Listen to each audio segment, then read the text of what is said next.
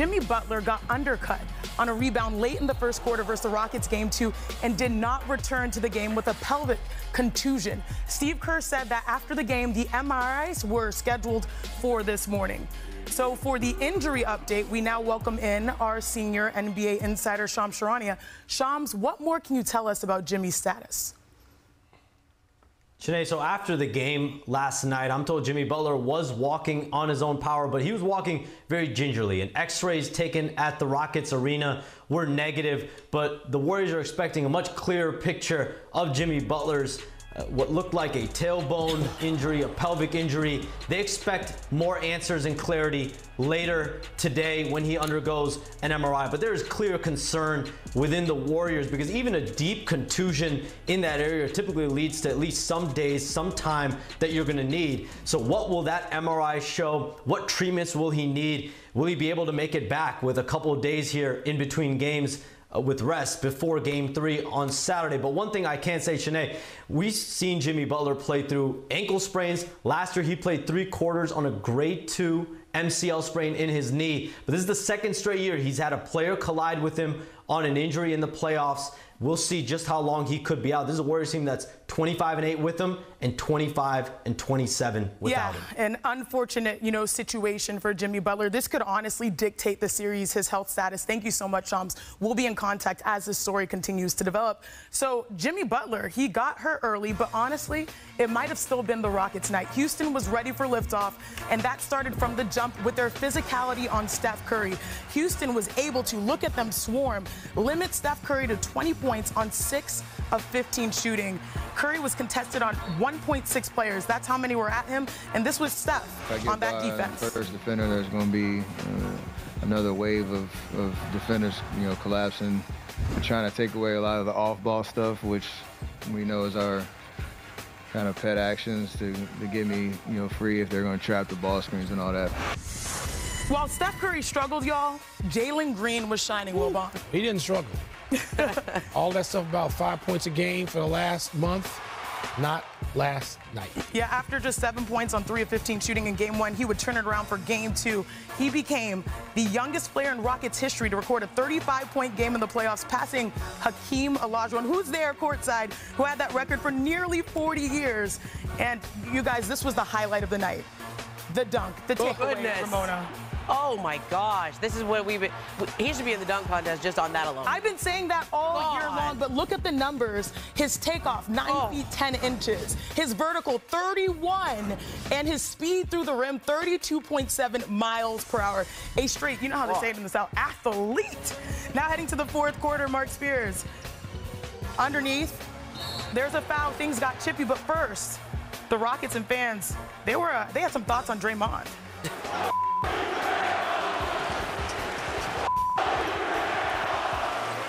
It's not really an original. Can't steal other people's. That belongs to Boston. He loves that, though.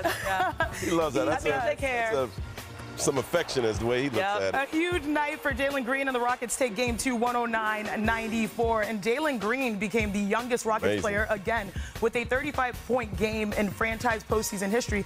And he did so after scoring just 7 points in Game 1. That 31-point increase is the largest by a player from their first to second career playoff games in NBA history.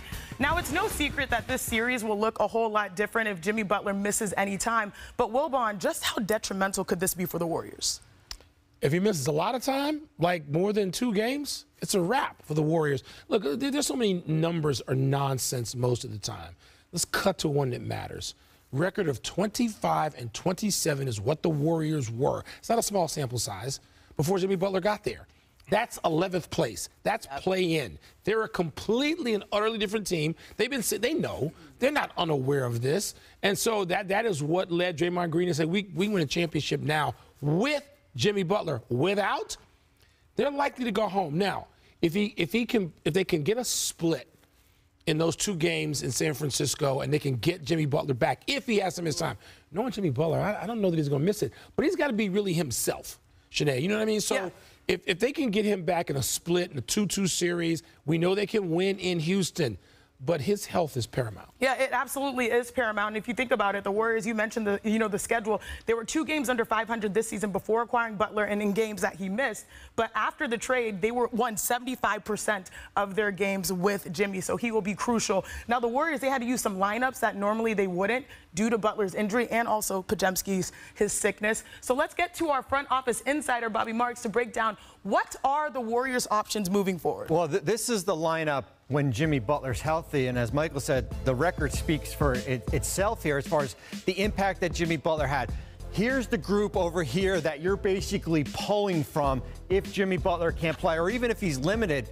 I think the guy that we're certainly going to keep an eye on is Jonathan Kuminga, right? If Jimmy Butler can't play, how do they get his confidence back? How do they get to the Jonathan Kuminga of old? But here's the concern. These are the 2 games so far. Minus 14 points per 100 possessions with Jimmy Butler off the court. Here's what we watch. The beauty with Jimmy Butler is the non-Steph Curry minutes. When Butler is on the court and Curry isn't. This is game 1, +7. Here's game 2, minus 12. So what happens if Butler can't play?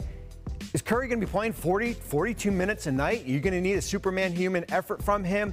That's the biggest concern for me, is those non-Curry minutes and who basically fills those. Yeah, thank you so much, Bobby, because the non-Steph Curry and potentially Jimmy Butler minutes, a lot of people, Ramona, might be looking at Jonathan Kuminga, but he's in an awkward situation, knowing that going into the playoffs, it wasn't really clear whether he would be a key factor. I think people know he probably was not going to be designed when 100% to be on the floor, but now he has a bigger role. I mean, today, you're a player. When your coach comes to you before the series and says, I don't know if there's going to be a big role for you. Like, that's hard to internalize, especially for a young player as talented as Jonathan Kuminga. We know how much money he said no to at the beginning of this season. He has an opportunity to go look elsewhere in the offseason if he wants to get a bigger deal. But he has not been able to share the court very well with Jimmy Butler this year. They take up the same space. They haven't played well together. If Jimmy Butler's not able to go, and by the way, Steph Curry and Jonathan Kuminga have both had this kind of an injury. Steph missed 2 games with it. Kuminga missed 1. So, Wilbon, what you're talking about of how much time he might miss, that's kind of what we're looking at. How do you, as Jonathan Kuminga, in this situation, go from your coach telling you may not be that involved to now we absolutely need you? The bag. He wants to get the bag. That's his motivation. Got to let it go. Forget feelings at this point. You know, Jonathan Kuminga actually perhaps played his best basketball of the season against the Rockets. He averaged 21 points per game. He actually had 33 points in 1 game against them. So, also, when you look at that stat about what the record is without Jimmy Butler, Kuminga missed a lot of those games too. He's got to shake it off. He's got to play. He brings some athleticism that the Warriors need in this series. So, hey, JK, you want to play and you want the bag, this is your time. But let me tell you this real quick. There is some hope, though. Bernie Lee, Jimmy Butler's agent, texts me saying, pray for the bear. That tells me that's some optimism for Jimmy. Well, listen, there better be some optimism expressed somewhere else as it relates to Kuminga, and that's with Steve Kerr. Yeah. Don't forget, I mean, I know Steve, we look at the roster, and coaches don't lengthen rosters in the playoffs unless they have to. Steve Kerr played for Greg Popovich and Phil Jackson at times where they had to go to say to somebody after an injury or someone was slumping in that lineup, hey, I need you to be out there now. Don't forget what I told you on the eve of the series. We got to go to you. We're bringing you from the bullpen. Yeah. That's all nice. That's all fine. That's all dandy. But shouldn't there be optimism for the winners? Let's get back to the winners, because a big reason the Rockets were able to walk away. Where are you from again?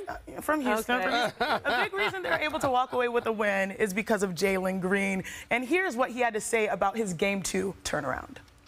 That first game, you know, the lights were bright.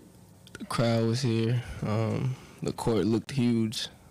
So, yeah, I couldn't really get a chance to, you know, settle in. My legs was a little shaky, but you know, that's part of it. Went through it, and you know, I feel like I did a good job answering back. The player in me, when I heard that, got chills. Because that's a level of vulnerability that you're giving people to what that moment meant for him in Game 1, but also what it meant to bounce back in Game 2. So shout out to Jalen Green for giving us the truth there. Now, Wilbon, you said yesterday that this would be a dominating performance by the Rockets. So is it hard being right all the time? No. Wait. Did he predict the Jimmy injury, though? No, I don't have to. Why? So, what did I say in that text to you last night after that? The Rockets were going to win that game last night, regardless. And they were down when Jimmy went out. And God knows, Jimmy Butler's been one of my favorite players for his whole career. Yeah. And I want to see him back in there. The Rockets were going to win that game. The Rockets are in a similar situation, and we'll get to them in a minute, as the Pistons. Those first games when you are together as a group where the lights are too bright, first of all, that was just, you mentioned expressing vulnerability. That was truth or facts, as they say now. Big facts, actually. That's what that was. 100. And so they got over that last night. And I thought it was Sengun, so I wasn't right. I said Sengun's going to have 35 and 15. He got the 15, but it was Jalen Green with the 35 plus. The Rockets have that capability. And that's where Kuminga comes in. Yeah. Again, he's got some athleticism. He can go eye to eye with those guys. Well, I don't know how many Warriors can do that otherwise. Well, I don't know if it's eye to eye or hand to hand, fist to fist. Jump.